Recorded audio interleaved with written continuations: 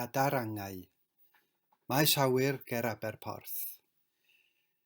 Gynt roedd trydar adar iau, ar lonydd ag ar lannau, a chywion bach hŷn a byd, ifanc fel heddiw hefyd, mythaid o'n gwenoliaid ni yn wanwyn eto leni, a chyw bach goruwch y bai a chyw arall yn chwarae.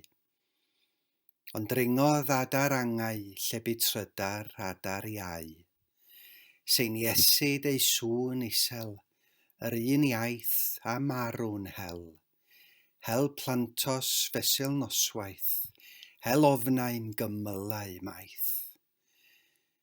Uwch tangnef ein pentrefi, creu dolyr o'n hawyr ni. Hyn nawn yn ein henw, yr un yw'r ni a nhw. Tawedog eto ydym, a thawedog euog im. Ni welwn ni wylo nos, na'r hegur marw agos. Ni chliw ni yw chlaw ein haf, yr hireithu i'r eithaf. Ymyw'r hydd ein dedwyddyd, mae pellter yn bellter byd. A rhyw eiliad yn rhywle, y mae loes nawn ymhle.